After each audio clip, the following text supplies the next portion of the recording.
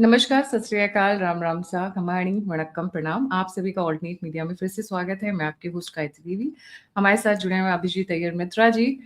And Abhijit जी के बारे में थोड़ा-सा फॉर्मल इंट्रोडक्शन सभी ने देखा है, मेरे सभी व्यूअर्स जानते हैं, बट थोड़ा-सा फॉर्मल इंट्रोडक्शन पहली बार आए हैं शो पे तो ज़रूर देना चाहूँगी। Abhijit ji is one of the topmost defense analysts around the country. He is a security expert, journalist, and a writer. Defence economics में इनकी बहुत स्ट्रॉन्ग पकड़ है. ही इज ऑथर्ड एंड को ऑथर्ड मेनी बुक्स. मैं उसमें से दो बुक्स तो मैं रिकमेंड करूंगी पढ़ने के लिए क्योंकि इंटरेस्टिंग है. The new BJP, the remaking of world's largest political party, India and Rafale anatomy of a bad deal, why westerners are weird people, ये तो मैं पढ़ने वाली हूँ क्योंकि मुझे जानना है कि क्यों वियर्ड है वो. The advanced medium combat aircraft और technical analysis. Apart from this, he is a senior research fellow at Institute of Peace and Conflict Studies और सर पहले ORF के साथ भी एसोसिएटेड थे. अभिजीत जी, a very warm welcome on the show.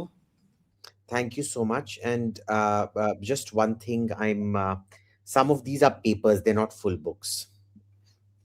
अच्छा, okay, that's fair. Okay, some of these are papers. So अभी पूरी दुनिया में हाहाकार मचा हुआ है ईरान इजराइल वॉर को लेकर, Iran Israel plus US war को लेकर. बहुत सारी बातें हुई हैं, बहुत सारी चीजें डिस्कस हुई हैं on the face of it. तो क्या ईरान सीरियसली न्यूक्लियर वेपन बनाने की स्टेज तक पहुंचा था, या फिर ये it's just a hostility and a strategic theatre? जी. देखिए, इसमें क्या है, कई सारे ऐसे रूल्स थे जो ईरान ने अग्री किए थे. अब अगर आप जेसीपीओ पढ़ेंगे, जो ईरान न्यूक्लियर डील के नाम से कहलाया जाता है, तो JCPO is joint something protocol agreement something, ठीक है. we'll just call it JCPOA because it's easier. It's Iran nuclear deal. उसमें दोनों साइड्स ने अग्री किया था कि क्या कॉन्स्टिट्यूट करेगा ब्रेकआउट, और उसके तहत जब वो डील तैयार हुआ था सिग्नेचर के लिए और साइन हुआ था, तब उन्हीं के डेफिनेशन से, जो डेफिनेशन ईरान ने अग्री किया था, उसमें कई सारे पैरामीटर्स थे. यानी कि आप एनरिचमेंट इतना सारा कर सकते हो, आपके पास इतना सारा एनरिच्ड यूरेनियम है, आपके पास इतना सारा स्टार्टर गैस है, एटसेट्रा एटसेट्रा. उसके तहत वो 1 साल ब्रेकआउट स्टेज पे थे. जब जुलाई 2025, जून या जुलाई 2025 में जब इजराइल ने पिछले साल वो ऑपरेशन किया था ईरान के खिलाफ, उसी जेसीपीओए डेफिनेशन के तहत ईरान 6 दिन ब्रेकआउट था, उसी पैरामीटर से जो उन्होंने खुद साइन किया था न्यूक्लियर डील के तहत. Right, I am not saying this, it's a nuclear deal that's saying this. ठीक है. अब इसमें देखिए प्रॉब्लम क्या है कि आप बोल सकते हैं कि भाई मेरे पास चावल है, मेरे पास मूंग दाल है, मेरे पास पानी है, मेरे पास गैस है, तो मेरे पास खिचड़ी है. नहीं, खिचड़ी नहीं है, वो खिचड़ी पका के बनाना पड़ता है. द ब्रेकआउट दो वाज कि आपके पास क्या चावल है, मूंग दाल है, सब्जी है, हल्दी है, हींग है और चूल्हा है बनाने के लिए. That was the parameter used. अब इजरायलीज ने हमको थोड़े बहुत, because it is heavily classified, उन्होंने हमको थोड़े बहुत डिजाइन दिखाए हैं जो ईरान का जो न्यूक्लियर बॉम्ब का जो रिसर्च हो रहा था उसके बारे में. क्योंकि एक बहुत बड़ा ट्रक था, ट्रक साइज का एक गोदाम था जो उन्होंने छिपा के रखा था तेहरान में, जो जिनमें उन्होंने अपना पूरा जो न्यूक्लियर रिसर्च था उसको सीडी पे और डॉक्यूमेंट्स में करके उसमें छिपा के रखा था. 2003 के बाद हमारे पास कोई भी सबूत नहीं है कि वो डिजाइन पे काम कर रहे थे. 2003 में जब अमेरिका ने इराक पे हमला किया था, उसके बाद डिजाइन पे काम नहीं है, पर उसके बाद काफी सारा झूठ बोलना है कि वो नए नए फैसिलिटीज बनाते रहते थे, किसी को बोलते नहीं थे, और फिर सैटेलाइट की वजह से डिटेक्ट होने के बाद बोलते थे हाँ हाँ हाँ ये हमारा एनरिचमेंट फैसिलिटी है. अब ब्रेकआउट के जो शर्त है उस जेसीपीओ के तहत, वो इसलिए बनाया गया था कि भाई ईरान जापान की तरह है। वो टर्म इस्तेमाल किया जाता है पैरा न्यूक्लियर। उसका मतलब क्या है कि हमारे पास सब कुछ है खिचड़ी बनाने के लिए,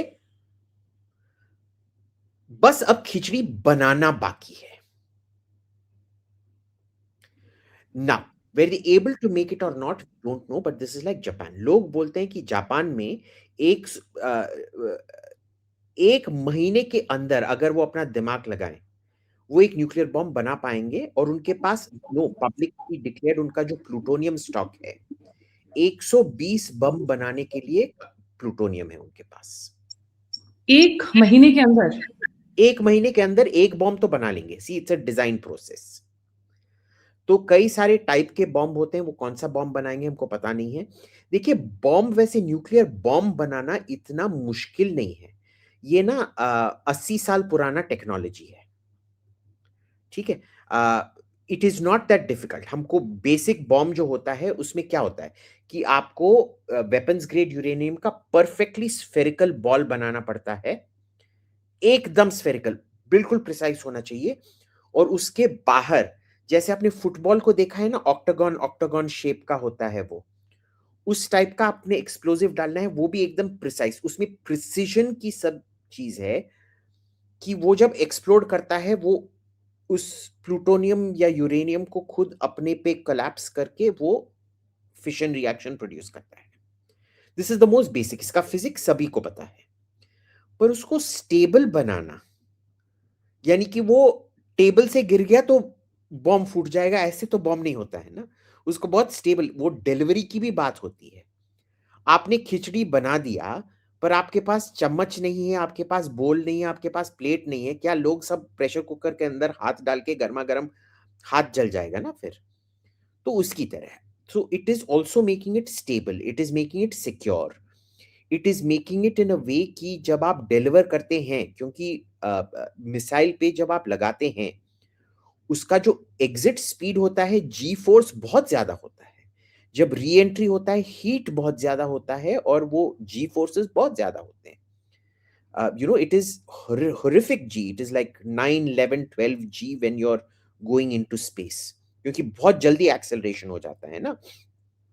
तो आपने ही देखा होगा, लाइक कभी कभार अगर आप ठीक है, इंडियन रोड्स पे तो वो स्पीड कायम नहीं कर पाते हैं हम, पर अगर आप, हमारे व्यूअर्स में से किसी ने जर्मन रोड पे गए हैं, और जब एंट्री करना पड़ता है आपको बहुत जल्दी, देखिए इंडियन, आपने देखा है इंडियन कार व्यूअर्स बोलते हैं it does 0 to 100 in 3 seconds और 3.5 seconds। और हम बैठ के सोचते हैं भाई कौन करता है ऐसे। पर जर्मनी और, it is a totally useless statistic in India, but in Germany और इटली और समथिंग इट्स वेरी इंपॉर्टेंट। क्योंकि जब आप मर्ज कर रहे होते हैं, आपको इधर इंतजार करना पड़ता है, और जैसे ही इधर ट्रैफिक क्लियर होता है, आपको बहुत तेजी से एक्सेलरेट करके ये करना पड़ता है। और ऑटोबान में तो स्पेशली, क्योंकि कोई स्पीड लिमिट ही नहीं होता है। अगर आपने देखा है जर्मनी में ऑटोबान में लोग एवरेज 180, 200, 230, मैं खुद 230 कर चुका हूं ऑटोबान में। तो आप देखिए, गाड़ी 200 पे आ रहा होगा, आपको इमीडिएटली एक्सेलरेट करना पड़ेगा 200, 220 के अंदर, और फिर मर्ज करना पड़ेगा, ठीक है ना। सो ये, बिकॉज ऑफ दैट, उस टाइम आपको पता चलता है कि even going to 200 kilometres per hour कितना एक झटका लगता है। अगर आप एक रोलर कोस्टर में गए हो तो आपको पता ही होगा, ठीक है। Here you are accelerating to a few thousand kilometres per hour within seconds. So it is horrible. अब ये बॉम्ब कैसे सर्वाइव करेगा? तो that is the main thing about making a nuclear bomb these days, is it survivable. तो उसमें मैं नहीं मानता हूं, जो एविडेंस मैंने देखा है उसके तहत, कि ईरान बहुत जल्दी बॉम्ब बना पाएगा। बट शर्त ये नहीं हुआ था। ईरान ने जो शर्त किया था, उसने मान लिया था कि ब्रेकआउट पीरियड का डेफिनेशन यही होगा, और उसके तहत ब्रेकआउट पीरियड जो जेसीपीओए उन्होंने हस्तक्षेप किया था, उसी पे, उसी के तहत उनका ब्रेकआउट पीरियड जून 2025 में 6 दिन था। हम्म। सो तो फिर जब उनका लाइक एविडेंस ये कहता है कि they were not very close to making it, तो ये फिर ये हॉस्टिलिटी है या स्ट्रैटेजिक थिएटर है? Now we come to the other part. देखिए, ये हॉस्टिलिटी भी है और स्ट्रेटेजिक थिएटर भी है। हॉस्टिलिटी इस वजह से है क्योंकि इन्होंने देखिए, ईरान एक है और Iranians hate being called Arabs. अगर आपको उनको कोई माँ बाप की गाली देने हो, वो आप बोल दो उनको कि आप अरब हो, वो इतना गुस्सा हो जाते हैं। अ, हिंदुस्तानी माँ बाप की गाली को ऐसे नहीं रिएक्ट करते जैसे एक ईरानियन रिएक्ट करेगा जब आप उनको अरब बुलाओ करके। They will get absolutely agitated if you call them Arabs. ठीक है। सो उसमें क्या है कि अरब वर्ल्ड में 50-60s में ये मुस्लिम ब्रदरहुड नाम का एक मूवमेंट था जो मानता था कि ये जो सब अमीर हैं, सुल्तान हैं, राष्ट्रपति हैं, प्रधानमंत्री हैं, ये सब नाजायज हैं क्योंकि ये अल्लाह का रूल नहीं है, ये रिलीजियस रूल नहीं है, ये थियोक्रेटिक रूल नहीं है, और एक उलेमा ही निर्णय ले सकता है और तभी सोसाइटी इस्लामिक बन सकता है। और हम इसीलिए हारे हैं क्योंकि एक खलीफा को अबॉलिश किया गया है, और जब से खलीफा अबॉलिश हुए हैं, हमारे हार के बाद हार के बाद हार, हमारा कॉलोनाइजेशन हुआ है। This is not new. Every culture has this in some way और द अदर। अब प्रॉब्लम क्या हुआ कि इन्होंने हर मुस्लिम देश के साथ कोई ना कोई हॉस्टिलिटी छेड़ा, सऊदियों के साथ, अमीरातियों के साथ, जॉर्डन के साथ, सीरिया के साथ। So they were crushed very brutally. The most brutal in crushing them were Gamal Abdul Nasser, जो इजिप्ट के राष्ट्रपति होते थे, नेहरू के बहुत घनिष्ठ दोस्त होते थे, वो बहुत बुरी तरह से क्रश किया। इसका मिरर मूवमेंट था वली फीक इन ईरान, जो सिमिलर था। तो Islamic Republic represents the victory of the Muslim Brotherhood in Shia form, कि राजा सब कुटिल होते हैं, जो उलेमा का रूल है वही सही होता है, राजाओं को गिराओ। जब इन्होंने 79 में उनके शाहनशाह राजा को गिराया था, तो उन्होंने सब देशों से बोला, जो अरब देश थे, देखो ये है असली इस्लामिक रेवोल्यूशन। और उन्होंने सबसे बोला आप भी अपने राजाओं को गिराओ, ऐसे ये सब अमेरिकन कठपुतले हैं। अब उसमें क्या हुआ, ये राजा देखो, जो राजा कैसे ये बर्दाश्त करेंगे, सऊदी का राजा कैसे बर्दाश्त करेगा, अमीरातियों के राजा हैं कैसे बर्दाश्त करेंगे, कतर बहरीन के राजा हैं कैसे बर्दाश्त करेंगे।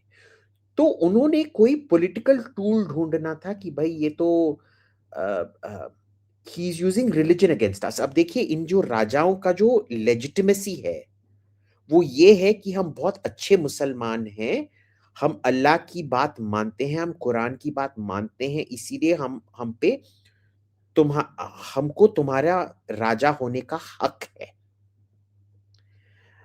अब ये बंदा आता और बोलता है ये बिल्कुल इस्लामी नहीं है, ये तकफीर हैं, ये असली मुसलमान नहीं हैं।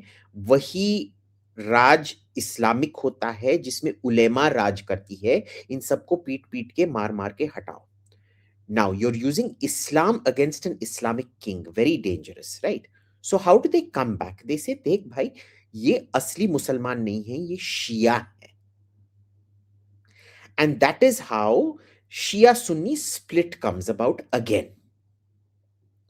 अगर आपने, जब हिंदुस्तान का बंटवारा हुआ था, जिन्ना शिया थे। ये सब लोग भूल जाते हैं कि जिन्ना शिया थे। जो आगा खानी थे, जो हमारे तहसीन और शहजाद हैं, दे आर आगा खानीज। आगा खानी जो थे हुआ निजारी इस्माइलीज। जो वर्ड अंग्रेजी में है असैसिन, वो उन्हीं के सेक्ट से आता है। ठीक है, क्योंकि क्या होता था, उनका जो मुखिया होता था, वो अलामुत नाम का एक उत्तरी ईरान में एक गढ़ है, उसमें बैठ के वो अपने कातिलों को हशीश पिलाता था और एक बगीचे में ले जाता था जिसमें औरतें होती थी, शराब होता था, सब कुछ होता था, और वो बोलता था यही है तुम्हारा देवलोक, जन्नत, जन्नत है ना, फिरदौस। और फिर क्या होता था कि जब वो हशीश का नशा उड़ जाता था, वो वापस उसको गढ़ में ले आता था। तो वो सोचते थे, अरे भाई ये क्या बंदा है, इसने तो हमको असली में ये दिखा दिया, इसने हमको जन्नत दिखा दिया। And they used to go out and do कातिल for him, which is why they were called हशाशुम। हशीश पी के कत्ल जो करते थे उनका नाम था हशाशुम, जो अंग्रेजी में असैसिन बन गया। And that is where the word assassinate comes.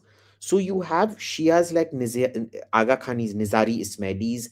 You have Shias like the Iranian Jafri sect and all of that. तो इन सब को एक साथ क्लब किया गया कि हम सुन्नी हैं, ये शिया हैं, ये लोग तकफीर हैं, ये लोग असली तकफीर हैं, and that is how the Shia Sunni split.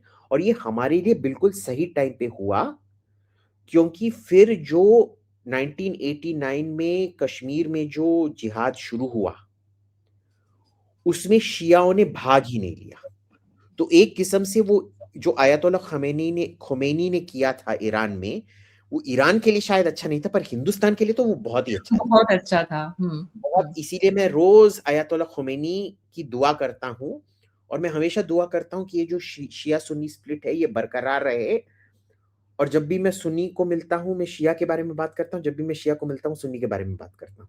ठीक है ना, ये हमारे लिए बहुत अच्छा है, सबको करना चाहिए। And this is why, I get so irritated when you see very stupid discourse. They are Muslim, they are jihadi in Twitter. क्योंकि भाई पहले पता तो कर लो किस साइड के हैं। You can use them how you want. And many of them don't fall for this at all, so that's a different matter. They're not radicalized. I would say majority are not radicalized. I know एक बहुत गाली पड़ने वाली है इसके बारे में, but anyway, I fundamentally believe that, and that is what I have seen personally. Now this is how hostility शुरू होता है। अब उनको दिखाना था, ये शिया सुन्नी हॉस्टिलिटी है, अब उनको दिखाना था कि भाई हम कैसे, इन अरबी हरामजादों ने हमारा जिंदगी बिगाड़ के रखा है, हमारा रेवोल्यूशन बिगाड़ के रखा है। इन्होंने हमको शिया बना के, हम सोच रहे थे हम फिर से पूरा इस्लामिक वर्ल्ड पे कब्जा कर लेंगे, और उन्होंने फिर से हमको निकाल दिया ये शिया बना के। अब हम क्या कर सकते हैं? तो उन्होंने बोला, देखो यूनाइटिंग कॉज क्या है? फिलिस्तीन, इजराइल। तो इजराइल के खिलाफ जो भी जिहाद लड़ना चाहता था, वो उसको पैसा देते थे और उनकी मदद करते थे, क्योंकि वो बोलते थे, देखो तुम्हारे सब जो अरब देश हैं यही तकफीर हैं, क्योंकि ये फिलिस्तीन को मदद नहीं कर रहे हैं, हम वो अकेले देश हैं जो फिलिस्तीन की मदद कर रहे हैं।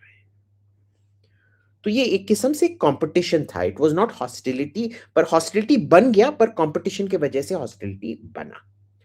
अब 1979 के बाद कोई भी इनको आर्म्स देने के लिए तैयार नहीं था। पहले अमेरिका ने Iranian army, imperial Iranian army को बोला कि भाई तू ना, जब खोमेनी आएगा उसको कुछ करना मत, वो भी हमारे साथ काम कर लेगा, बस शहंशाह बदलेगा पर वही रहेगा। How wrong they were, they saw कितना गलत हो गया। फिर यूएसएसआर ने बोला, सोवियत संघ ने बोला कि भाई देखो ये बंदा, ये जो शाह था ये तो अमेरिका का कठपुतला था, तो ये बंदा बिल्कुल, क्योंकि एंटी शाह है, हमारे साथ होगा।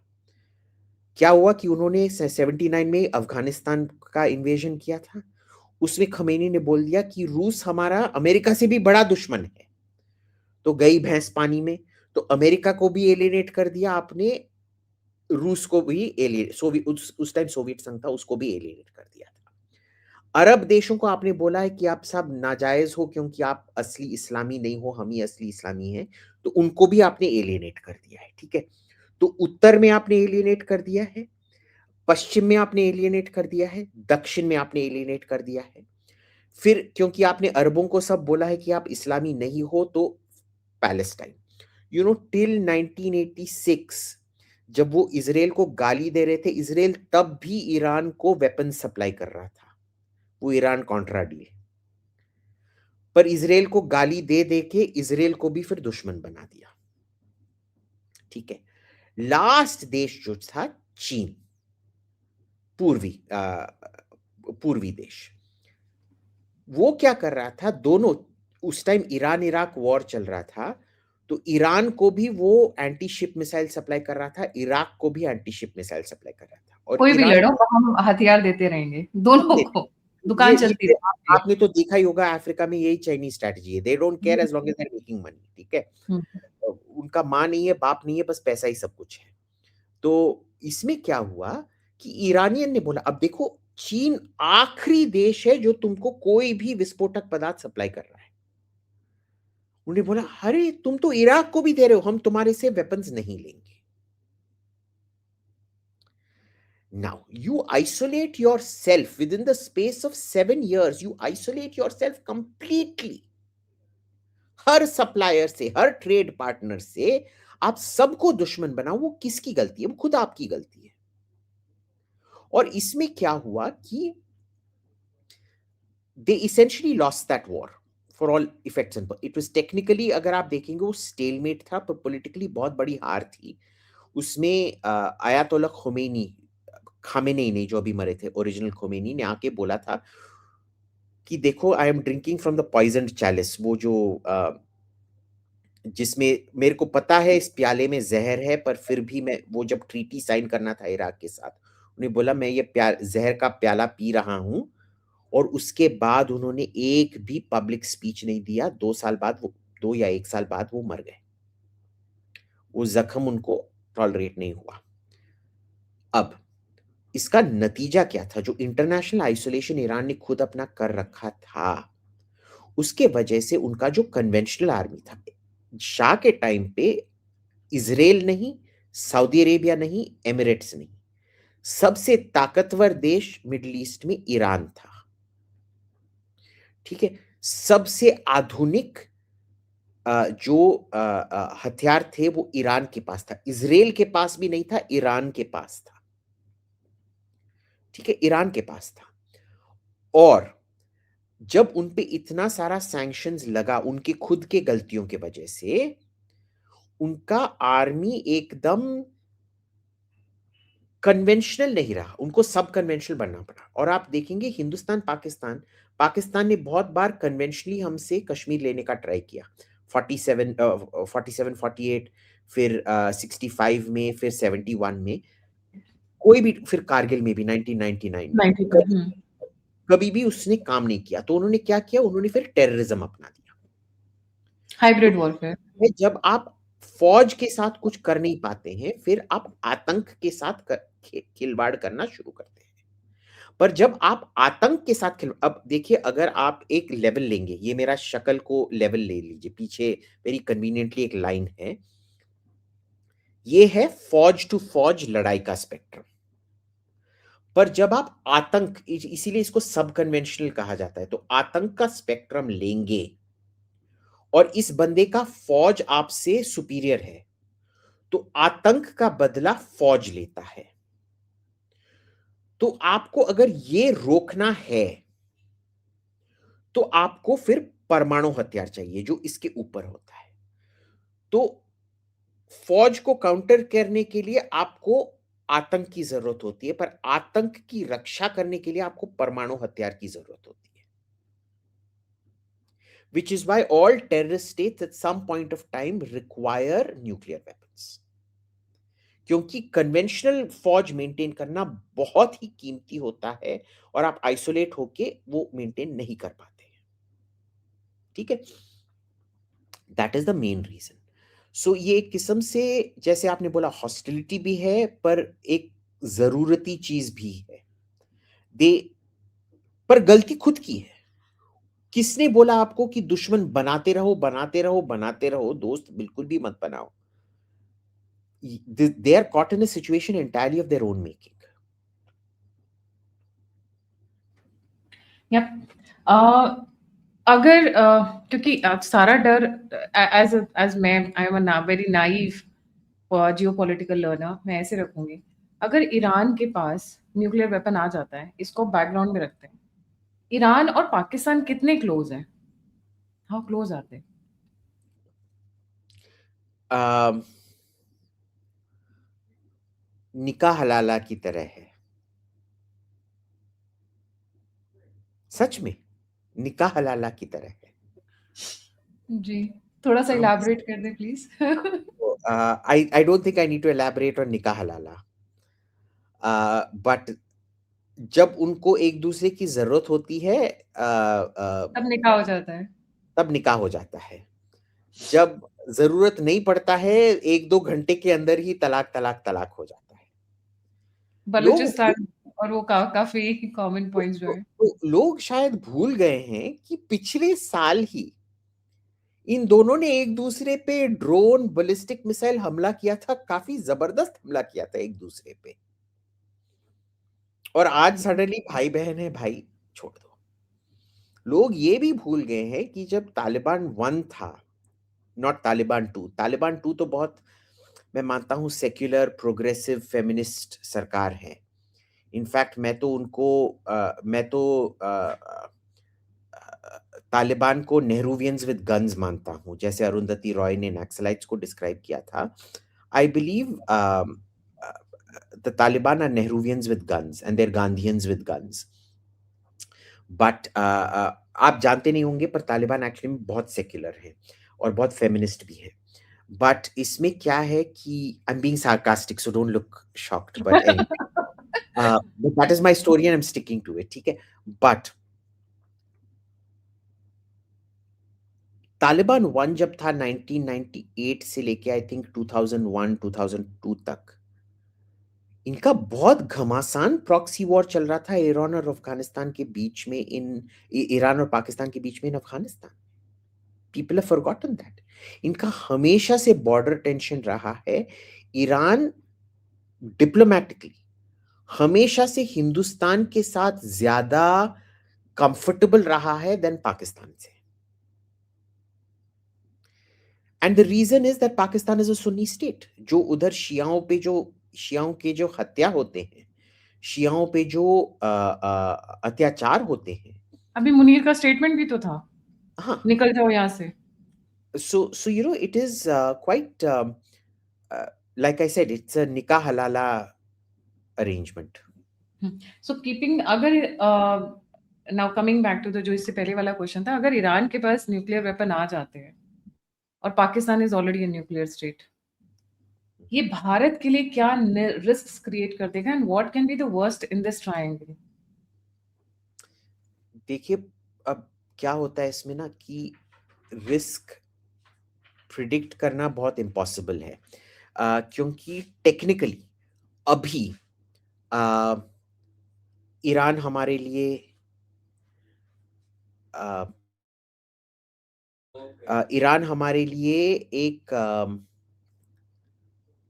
थ्रेट नहीं है। पिछले 79 से लेके अभी तक थ्रेट नहीं बना है। शाह के टाइम पे बहुत बड़ा थ्रेट था, क्योंकि वो पाकिस्तान को हेल्प देते रहते थे। लोग भूल गए। जब मैं हिंदुस्तानियों को देखता हूं ना कि भाई शाह का झंडा फहराते हुए, रेजा पहलवी का फोटो डालते हुए, ईरान आजाद होगा, this is why I keep telling you, you know, Indians understanding of Islam and Islamic politics is very rudimentary and crude. So Shah was horrible to India, nasty fellow. वो जैसे तड़प तड़प के cancer से मरा, बहुत अच्छा हुआ, वो भारत का श्राप था उस पे। और we should never want an Iran जिसका आइसोलेशन खत्म हो और जिसका रीइंस्टेटमेंट इन द वर्ल्ड हो। ये हमारे लिए कभी भी अच्छा नहीं हो सकता है। क्यों अच्छा नहीं हो सकता है? क्योंकि वो हमेशा फिर पाकिस्तान को सपोर्ट करेंगे। देखिए, पाकिस्तान एक ये है कि जो भी सबसे बड़ा डंडा लेके घूमता है ना मुस्लिम वर्ल्ड में, वो इतने कंगाल भिखारी हैं कि आप एक इस्लामी देश हो जिसके पास परमाणु हथियार हैं। पर अगर आप देखते थे 50s और 60s में, वो बोलते थे हम ईरानियन हैं, हम एक्चुअली फारसी में हम सब नादिर शाह के औलाद हैं। फिर 79 में जब रेवोल्यूशन हुआ, वो सब, और जो सऊदी अरब सब अमीर हो गया, तो वो बोलने लगे हम एक्चुअली में अरब हैं, हम एक्चुअली ना मीर कासिम के साथ आए थे सिंध को कॉन्कर करने के लिए, हम लोकल नहीं हैं, आप लोकल लोग सब काले हो, हम अरब पेनिनसुला, पहले बोलते थे हम अरेबियन हैं, पहले बोलते थे हम आर्यन हैं, ईरानियन आर्यन हैं, हम कॉकेशिया से आए हैं, कॉकेसस माउंटेन से आए हैं, तुम काले लोगों को सभ्य करने के लिए। फिर 70s में हम सेमिटिक लोग हैं। अगर हिटलर ने ये सुना होता, हिटलर ने तो खुद पिस्तौल लेके खुदकुशी की होती। फिर वो बोलते हैं हम सेमिटिक लोग हैं, हम एक्चुअल में अरब हैं, हम तुम्हारी तरह नहीं हैं, हम एक्चुअल में अरब पेनिनसुला से। फिर क्या हुआ, खुद उनके, क्योंकि अरबी में प नहीं होता है, ब होता है, तो उनके नंबर प्लेट पे अल पाकिस्तान लिखने लगे वो लोग। फिर there is a very famous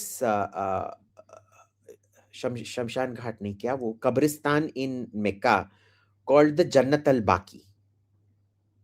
जो बचे हैं उनका ये, it's the common burial ground. तो अल पाकिस्तान आप ही समझ लीजिए, Jannat al Baqi. Everybody used to compare it to the Jannat al बाकी जो शमशान घाट था मक्का में।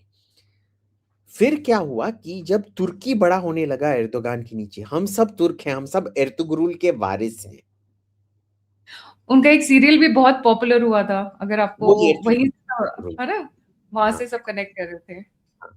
तो ये लोग ना, तो ईरान जब फिर से रीइंस्टेट होता है वर्ल्ड में, आप देखेंगे ये शिया सुन्नी डिवाइड ये ऑटोमेटिकली खत्म हो जाएगा। और उसमें क्या होता है कि it will be natural that Pakistan फिर ईरान का जूता चाटना शुरू कर देगा, और ईरान भी सोचेगा कि भाई जूता तो सब चाटते हैं, पर इनकी तरह कोई इतना अच्छा नहीं है जूता चाटने में। Imagine you are a nuclear country and you feel the need to become a chaprasi to everybody around you.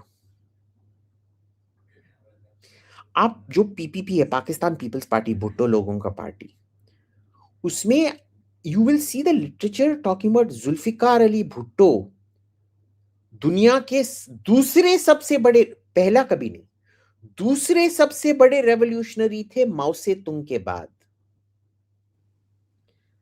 वो उनका कम्युनिस्ट जूता चाटना है।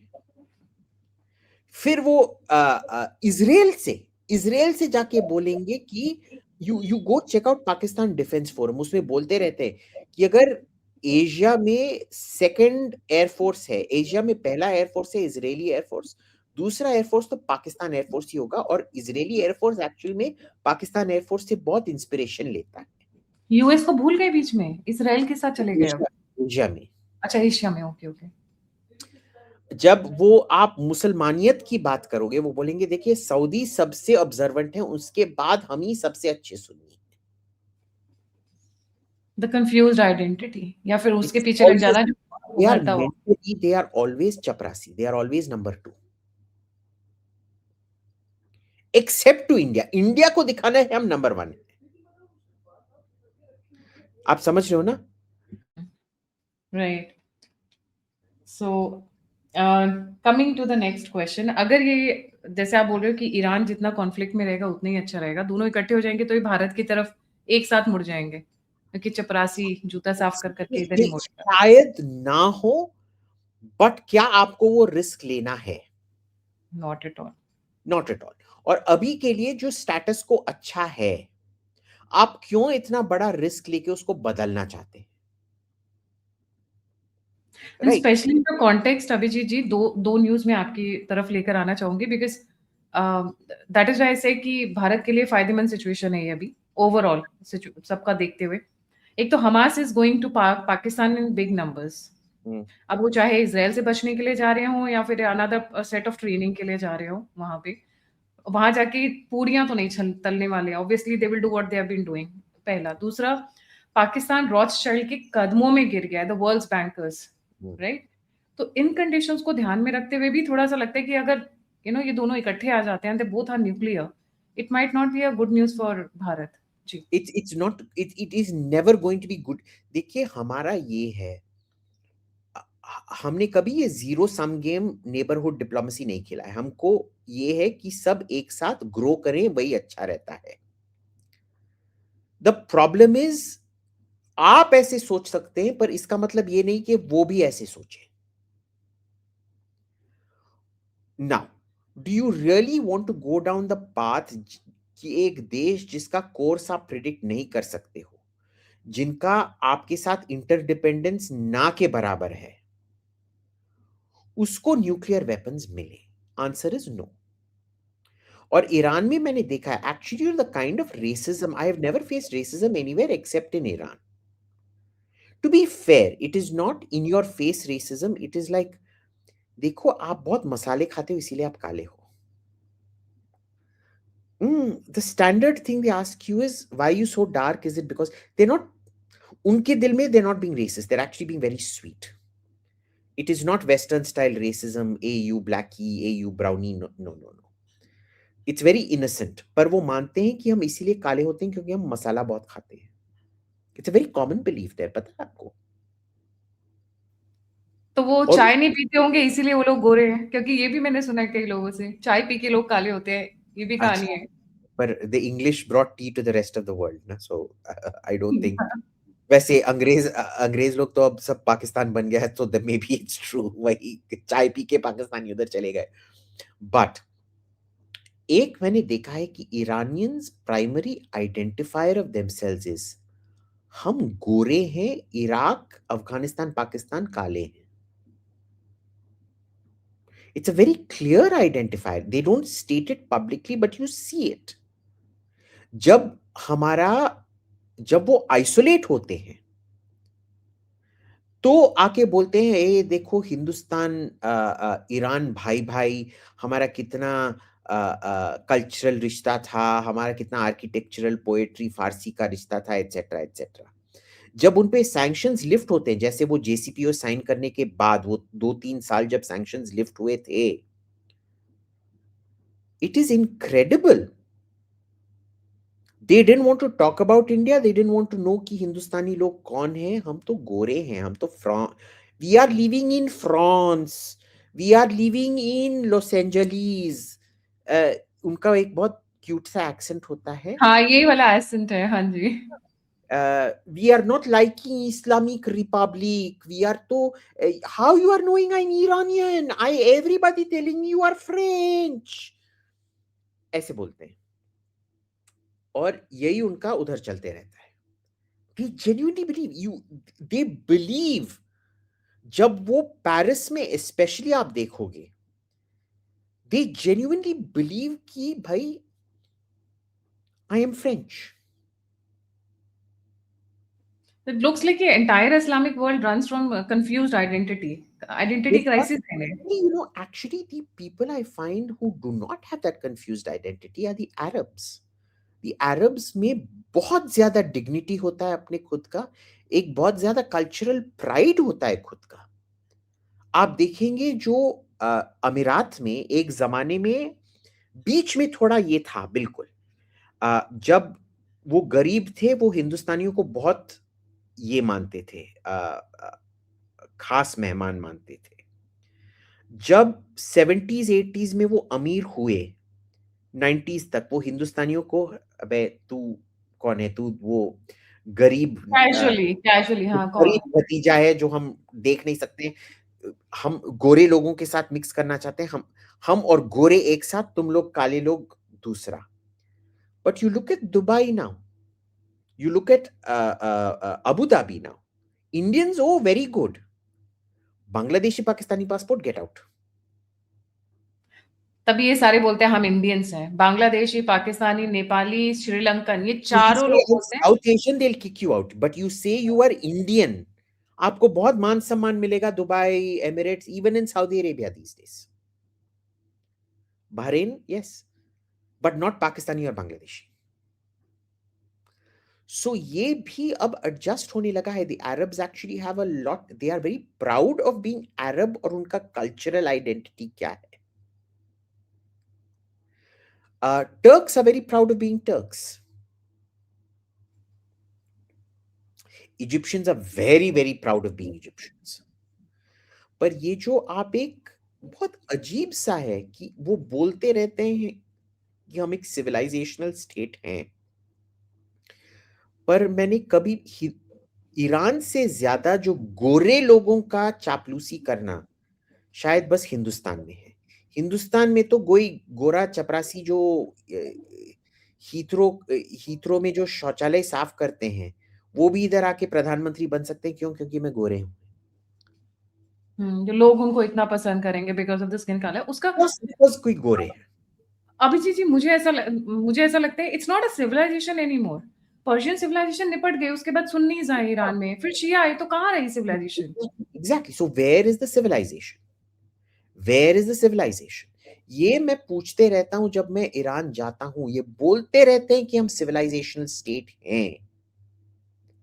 पर आप ही के सरकार ने, आपको ये याद नहीं होगा, but Khomeini introduced Arabic in schools. And the Iranians were incensed. They're like, how dare you teach us Arabic? उनका जो लिंग्विस्टिक प्राइड है, आप जाके पूछो फिर कल्चर में what makes you Iranian. Language तो ठीक है भाई, बट कल्चर में what makes you Iranian, they are not able to point out a single thing. Right. So I will come to the next one. Islamic nuclear block reality बन सकती है कभी? क्योंकि मुझे ऐसा लगता है यूएस इसी बात से डरा हुआ है कि अगर चलो इन्होंने बॉम्ब बना लिया, अभी नहीं 6 महीने बाद, 1 साल बाद, और इसराइल के लिए एग्जिस्टेंशियल थ्रेट है, तो एक तो न्यूक्लियर स्प्रेड होने का और एक इस्लामिक न्यूक्लियर ब्लॉक बनने के बहुत चांसेस हो जाएंगे, मतलब पूरा वेस्ट एशिया। शायद ये इसीलिए वो लोग ज्यादा कॉशियस हैं। ये क्या होगा? competitive, I mean, it won't be a cooperative nuclear block, it will be a competitive nuclear block। क्योंकि हम्म। आप, this is may be the positive side. ये जो आप डर के बारे में बात कर रहे हैं, ये हिंदुस्तान के लिए अच्छी बात है। क्योंकि जब ये सब न्यूक्लियर बन जाएंगे, अगर ये साइक्लिक न्यूक्लियर हुआ, रिएक्टिव न्यूक्लियराइजेशन, हम्म। कि ईरान के बाद फिर सऊदी अरेबिया और एमिरेट्स न्यूक्लियर बॉम्ब लेंगे। अगर वो दो न्यूक्लियर बॉम्ब लेंगे तो फिर इजिप्ट को भी न्यूक्लियर बॉम्ब लेना पड़ेगा, एटसेट्रा एटसेट्रा। अगर ये कैस्केडिंग इफेक्ट हुआ, ये अच्छी बात है, क्योंकि इन दोनों के न्यूक्लियर बॉम्ब्स एक दूसरे पर ही पॉइंटेड रहेंगे। करबाला का हिसाब निकालने पहले बैठेंगे। एग्जैक्टली, ठीक है। सो माय वरी इज कि रिएक्टिव न्यूक्लियराइजेशन नहीं होगा, ईरान का न्यूक्लियर होगा और उसके बाद वो न्यूक्लियराइजेशन रुक जाएगा, क्योंकि बाकी सबका अमेरिकन न्यूक्लियर शील्ड है, पर कागज पे। अमेरिका, हाँ, वही मैं उसी पे आ रही थी, कागज के ऊपर। ये सऊदी तो बोल ही रहा है कि भाई अब हम अपना करेंगे, we'll have our own defence system. तो इसमें क्या, इसी में जो अमेरिकन न्यूक्लियर शील्ड की क्रेडिबिलिटी है, वो बहुत हानि पहुंचा है पिछले 2 महीने में। क्योंकि इसमें क्या हुआ है कि अमेरिका का हमेशा ये था कि हम आपका सुरक्षा करेंगे, अगर आप पे कोई आपत्तिजनक स्थिति आई, हम अपना जो भी कर सकते हैं हम करेंगे। नंबर वन, अमेरिका ने पूरे गल्फ को एक आपत्तिजनक स्थिति में डाला बिना बताए। उन्होंने इजराइल के साथ षड्यंत्र रचा, जिनका असर गल्फ स्टेट्स पे पड़ना ही था, पर उन्होंने गल्फ स्टेट्स को चेतावनी भी नहीं दी थी। तो अर्ली वार्निंग नहीं दिया, नंबर वन। दूसरा, इजराइल की रक्षा करने के लिए उन्होंने 2 डिस्ट्रॉयर्स और एक एयरक्राफ्ट कैरियर लगाया इजराइल के तट के बाहर, मिसाइल डिफेंस करने के लिए। एक भी जहाज उन्होंने गल्फ में नहीं डाला इन गल्फ स्टेट्स की सुरक्षा करने के लिए। और जब इन पे ड्रोन और बैलिस्टिक मिसाइल की बारिश हो रही थी, तब भी इन्होंने एक भी डिस्ट्रॉयर कुछ नहीं भेजा गल्फ के अंदर इनको सपोर्ट देने के लिए। अब इसके दो नतीजे हैं। एक, कि जो आपके सिक्योरिटी गारंटीज आपने गल्फ स्टेट्स को दे रखे हैं, वो ना के बराबर हो गए। Nobody trust America right now, but paradoxically आपका डिपेंडेंस ऑन अमेरिका थोड़ी देर के लिए, अगले 7-10 साल के लिए ज्यादा होगा, क्योंकि आपके पास और कोई सप्लायर्स नहीं है जो स्केल में आपको सप्लाई कर सके, जैसे अमेरिकन मिलिट्री इंडस्ट्रियल कॉम्प्लेक्स कर सकता है। आपको सडनली 1000 मिसाइल्स चाहिए, क्योंकि आपने 1000 मिसाइल्स गवा दिए हैं ईरानियन ड्रोन्स को इंटरसेप्ट किए। फ्रांस के पास इतना प्रोडक्शन नहीं है, ब्रिटेन के पास नहीं है, जर्मनी के पास नहीं है, पर अमेरिका के पास है। वो अगले 2-3 साल के अंदर आपको 1000 मिसाइल दे सकता है। तो short to medium term dependence of Gulf states on America ज्यादा हुआ है, इवन दो जो वो सिक्योरिटी गारंटी का जो क्रेडिबिलिटी है वो काफी कम हुआ है। So that is why they are turning towards India and a bit also towards China. A bit Security के also लिए। towards China, but they are also of course worried कि क्या चाइनीज इक्विपमेंट काम करेगा। अब पाकिस्तान और ईरान में दिख गया है एग्जाम्पल। देख लीजिए। सो इंडिया की आपको लग रहा है कि इंडिया से there will be positive news like supplying weapons missiles and all, because काफी बैक टू बैक मीटिंग्स चल रही हैं अभी। आई थिंक आज भी दोवल जी रियाद में ही है जी। अब देखिए इसमें एक चीज है कि आपको हमेशा ऑपरेशनल सिक्योरिटी देखना पड़ता है। जैसे नेटो कंट्रीज और रूस हमारे साथ सोर्स कोड शेयर नहीं करता है, हम कैसे अपना सोर्स कोड उनके साथ शेयर करेंगे, अरब देशों के साथ। और इसमें जो सोर्स कोड प्रोटेक्शन रहता है हमारे में, it is not very strong. अब जो हमने ऑपरेशन सिंदूर के टाइम पे कर दिखाया था, देखिए Israel was not able to intercept all the drones. None of the Arab countries, they spent billions of dollars on defense. They were not able to intercept all the drones. We intercepted every single drone and every single ballistic missile. It is a unique, very good system. क्योंकि आप एक ही देश हैं जो उसको इस्तेमाल करते हैं। जब आप एक दूसरे देश को देते हैं, उनका क्या होता है कि उनको उसके टेक्निकल सीक्रेट्स पता लग जाते हैं, और उनके अंदर अगर कोई जासूस होते हैं, वो फिर उस आप जितना एक्सपोर्ट करेंगे उतना ज्यादा संभावना रहती है कि उसका टेक्निकल डिटेल्स कॉम्प्रोमाइज हो जाए, सीक्रेट्स आउट हो जाए। सो और यहाँ पे लेट्स। पाकिस्तान से ज्यादा थ्रेट आता है। और दूसरी बात यह है कि हमने अभी भी एक डिसिप्लिन नहीं कायम किया है अपने मिलिट्री इंडस्ट्रियल कॉम्प्लेक्स पे, जहां आप बार बार नॉन परफॉर्मेंस को रिवॉर्ड करते रहते हैं। फाइनली ये हुआ है कि अभी जो एमका है, जो हमारा 5th जनरेशन एयरक्राफ्ट है, उसको हैल को नहीं दिया गया है, वो कोई प्राइवेट सेक्टर बंदे को दिया जाएगा, which is very good. I have great hope from that programme now because it is been given to the private sector. क्योंकि हिंदुस्तान का प्राइवेट सेक्टर बहुत कुछ कर सकता है। हिंदुस्तान का जो गवर्नमेंट सेक्टर है वो हमारे बाबुओं की तरह है। But you'll find it very strange. People who keep saying बाबू ये बाबू वो, they're like DRDO, very good, very good. भाई वो साइंटिफिक बाबू है भाई, पर वो भी बाबू है। उधर परफॉर्मेंस के बेसिस पे प्रमोशन नहीं होता है, सीनियरिटी के बेसिस पे प्रमोशन होता है। आप जितना भी गलत करेंगे, इंक्वायरी आपको कभी भी सैक नहीं कर पाएगा। So once it has gone to the private sector, it is very good. क्योंकि वहां परफॉर्मेंस प्रेशर रहता है। You have to prove Performance रहता है, they have to be answerable to shareholders. Management can get sacked. आपको पता है we were unable to, जो पहला हमने INS आरिहंत बनाया था, वो सरकार कर ही नहीं पा रहा था उसका वेल्डिंग और फैब्रिकेशन। लार्सन और टूब्रो ने करके दिखाया, और उसके बाद लार्सन एंड टूब्रो को क्या तोहफा मिला करके दिखाने के लिए जो सरकार नहीं कर पाया था? दूसरा कॉन्ट्रैक्ट उनको नहीं मिला, वापस सरकार। हाँ, अब आपने हमको करके दिखा दिया है, हम करके दिखाएंगे, अब तुम जाओ।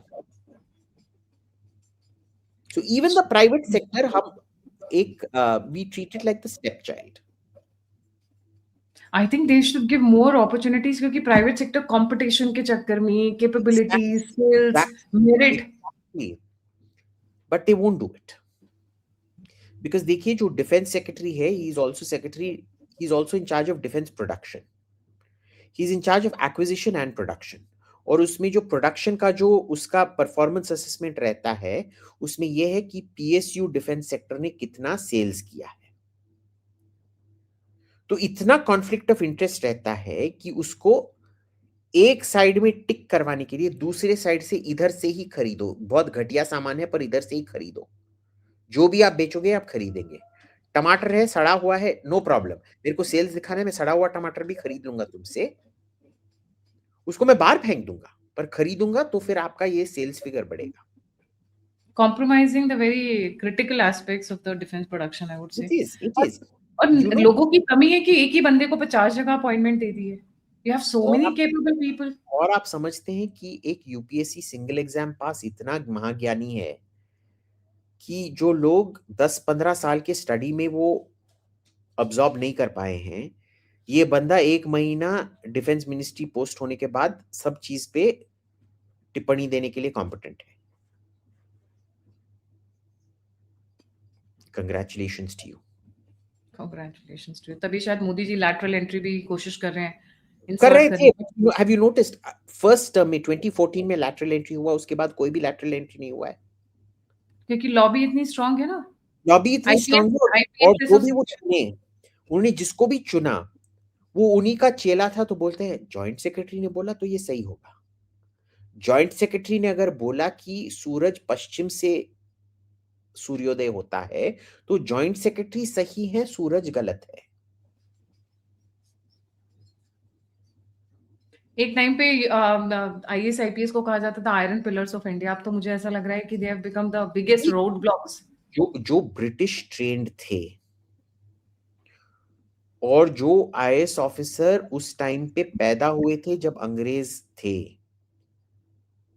they were still very very competent.